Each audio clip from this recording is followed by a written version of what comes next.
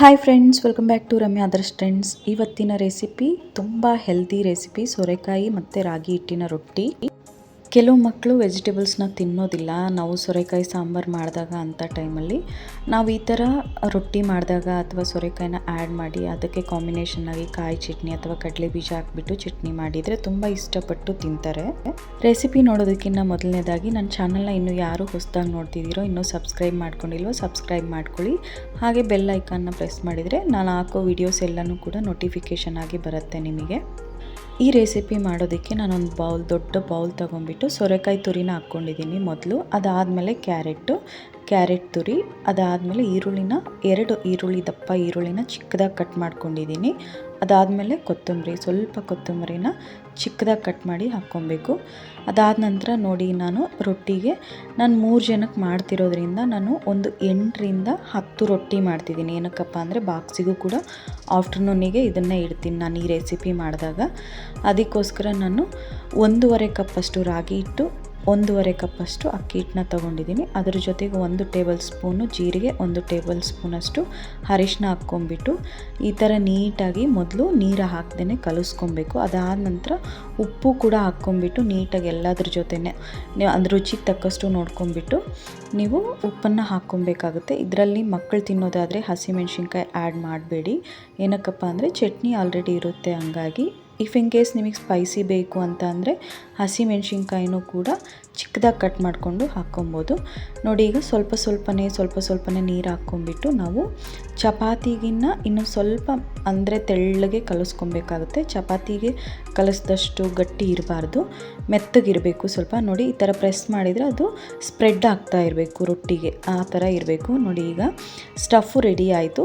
ಸ್ವಲ್ಪ salt taste ಮಾಡ್ಕೊಂಬಿಟ್ಟು ನೀವು ಅದನ್ನು ಸೈಡಿಗೆ ಇಟ್ಬಿಟ್ಟು ಈಗ ಕಾಯಿ ಚಟ್ನಿಗೆ ರೆಡಿ ಮಾಡ್ಕೊತಾ ಇದ್ದೀನಿ. ಕಾಯಿ ಚಟ್ನಿಗೆ ಸ್ವಲ್ಪ ಎಣ್ಣೆ ಹಾಕ್ಬಿಟ್ಟು ಹಸಿಮೆಣ್ಸಿನ್ಕಾಯಿನ ಹುರ್ಕೊಂಡಿರೋ ಹಸಿಮೆಣ್ಸಿನ್ಕಾಯಿ, ಹಾಗೆ ಹಸಿ ಕಾಯಿ, ಸ್ವಲ್ಪ ಉಪ್ಪು, ಅದರ ಜೊತೆಗೆ ಸ್ವಲ್ಪ ಹುಣಸೆಹಣ್ಣು ಮತ್ತು ಬೆಳ್ಳುಳ್ಳಿ, ಒಂದು 4 ರಿಂದ 5 ಬೆಳ್ಳುಳ್ಳಿ ಹಾಕ್ಕೊಂಬಿಟ್ಟು ಮಿಕ್ಸಿಗೆ ಹಾಕ್ಕೊಂಡ್ರೆ ಮುಗೀತು. ಆ ಚಟ್ನಿಗೆ ಒಗ್ಗರಣೆ ಹಾಕ್ಕೊಬೋದು. ಒಗ್ಗರಣೆ ಬೇಕು ಅಂದರೆ ಒಗ್ಗರಣೆ ಕೂಡ ಹಾಕ್ಕೊಬೋದು. ಈಗ ನೋಡಿ, ಈಗ ಮೊದಲೇ ನಾವು ರೊಟ್ಟಿಗೆ ಸ್ಟಫ್ ರೆಡಿ ಮಾಡ್ಕೊಂಡಿದ್ವಿ ಅಲ್ವಾ. ಈಗ ಅದನ್ನು ತೊಗೊಂಬಿಟ್ಟು ಒಂದು ಬಟರ್ ಪೇಪರ್ ತೊಗೊಂಬಿಟ್ಟು, ನಮಗೆ ಬಟರ್ ಪೇಪರ್ ಕಂಪಲ್ಸರಿ ಬೇಕಾಗುತ್ತೆ.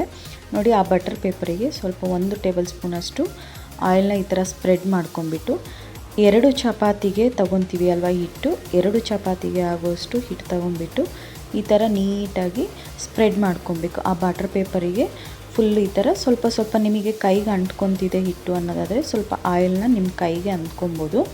ಆ ಥರ ಆಯಿಲ್ನ ಹಚ್ಕೊಂಬಿಟ್ಟು ಈ ಥರ ನೀಟಾಗಿ ಸ್ಪ್ರೆಡ್ ಮಾಡ್ಕೊಬೇಕು ರೊಟ್ಟಿನ. ತುಂಬ ಚೆನ್ನಾಗಿ ಬರುತ್ತೆ, ಯಾವುದೇ ರೀತಿ ಅಂಟ್ಕೊಳ್ಳೋದಾಗಿರ್ಬೋದು. ನೀಟಾಗಿ ಈ ಥರ ಚಪಾತಿ ಸೈಜ್ ಬರೋಷ್ಟು ನೀಟಾಗಿ ಈ ಥರ ತೆಳುವಾಗಿ, ತುಂಬ ತೆಳುವು ಇರಬಾರ್ದು, ದಪ್ಪನೂ ಇರಬಾರ್ದು, ಆ ಥರ ತೊಟ್ಕೊಬೇಕು ಈ ಥರ. ಅದಾದ ನಂತರ ಸ್ಟವ್ ಹಚ್ಕೊಂಬಿಟ್ಟು ಪ್ಯಾನ್ ಇಟ್ಕೊಂಡು ಸ್ವಲ್ಪ ಆಯಿಲು ಈ ಥರ ಹಾಕ್ಕೊಬೇಕು. ಸುಮ್ಮನೆ ಒಂದು ಅರ್ಧ ಟೇಬಲ್ ಸ್ಪೂನಷ್ಟು ಆಯಿಲು. ಮೊದಲನೇ ರೊಟ್ಟಿ ಆಗಿರೋದ್ರಿಂದ ಸ್ವಲ್ಪ ಎಣ್ಣೆ ಜಾಸ್ತಿ ಹಾಕಿದರೆ ನೀಟಾಗಿ ಅಂಟ್ಕೊಳ್ಳುತ್ತೆ ರೊಟ್ಟಿ. ನೋಡಿ, ಈಗ ಬಟರ್ ಪೇಪರಲ್ಲಿರ್ತಕ್ಕಂಥ ರೊಟ್ಟಿನ ನೀಟಾಗಿ ಪ್ಯಾನ್ ಮೇಲೆ ಹಾಕ್ಕೊಂಬಿಟ್ಟು ಸ್ವಲ್ಪ ಈ ಥರ ಪ್ರೆಸ್ ಮಾಡಿ ನಾವು ಆ ಪೇಪರ್ನ ಮೇಲಕ್ಕೆ ಎತ್ಬಿಟ್ರೆ ನೀಟಾಗಿ ಬರುತ್ತೆ ರೊಟ್ಟಿ. ನೋಡಿದ್ರಿ ಅಲ್ವಾ, ಒಂದು 2 ರಿಂದ 3 ನಿಮಿಷ ಸುಟ್ಕೊಂಡ್ರೆ ಒಂದು ಸೈಡ್ ಸುಡುತ್ತೆ ನೀಟಾಗಿ. ಅದಾದ ನಂತರ ಇನ್ನೊಂದು ಸೈಡ್ ಸುಟ್ಕೊಂಡ್ರೆ ಮುಗೀತು, ರೊಟ್ಟಿ ರೆಡಿ ಆಗುತ್ತೆ. ತುಂಬ ಚೆನ್ನಾಗಿ ಈಸಿಯಾಗಿ ಮಾಡ್ಕೊಬೋದು. ನಾವು ಒಂದು ಅಂಚಿಂದ ಇನ್ನೊಂದು ಅಂಚು ಮೇಲೇ ತಟ್ಕೊಂಡು ಮಾಡಬೇಕು ಅನ್ನೋ ಅವಶ್ಯಕತೆ ಇಲ್ಲ. ಬಟರ್ ಪೇಪರ್ ಇದ್ದರೆ ನಾರ್ಮಲ್ ಚಪಾತಿ ಎಷ್ಟು ಫಾಸ್ಟಾಗಿ ಆಗುತ್ತೋ ಅಷ್ಟೇ ಫಾಸ್ಟಾಗಿ ಆಗುತ್ತೆ. ಆ ಥರ ರೊಟ್ಟಿನ ಸುಟ್ಕೊಂಡ್ಬಿಟ್ಟು ನೋಡಿ, ಕಾಯಿ ಚಟ್ನಿ ಜೊತೆಗೆ ನಂಚ್ಕೊಂಡು ತಿಂದರೆ ತುಂಬ ಚೆನ್ನಾಗಿರುತ್ತೆ. ಇದು ಹೆಲ್ತಿ ಕೂಡ ಹೌದು. ಈ ಶುಗರ್ ಪೇಷಂಟ್ ಆಗಿರ್ಬೋದು ಅಥವಾ ವೆಯ್ಟ್ ಲಾಸ್ ಆಗಬೇಕು ಅನ್ನೋಂಥವ್ರಿಗೆ ಇದು ಒಳ್ಳೆ ರೆಸಿಪಿ ಅಂತ ಹೇಳ್ಬೋದು. ನೋಡಿದ್ರಿ ಅಲ್ವಾ, ಎಷ್ಟು ಸ್ಮೂತಾಗಿ. ನಿಮಗೆ ಗಟ್ಟಿ ಬೇಕು ಅಂದರೆ ಹಾಟ್ ಪ್ಯಾಕಲ್ಲಿ ಹಾಕಬೇಡಿ.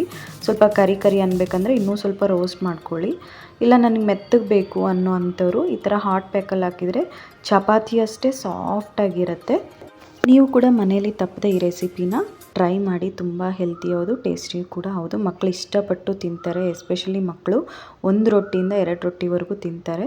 ನೋಡಿದ್ರಿ ಅಲ್ಲ ಫ್ರೆಂಡ್ಸ್, ಈ ವಿಡಿಯೋ ನಿಮಗೇನಾದರೂ ಇಷ್ಟ ಆದರೆ ಲೈಕ್ ಮಾಡಿ, ಶೇರ್ ಮಾಡಿ, ಹಾಗೆ ಸಬ್ಸ್ಕ್ರೈಬ್ ಮಾಡೋದು ಮಾತ್ರ ಮರಿಬೇಡಿ. ಇದೇ ಥರ ಹೊಸ ವಿಡಿಯೋಸು ಬರ್ತಾ ಇರುತ್ತೆ.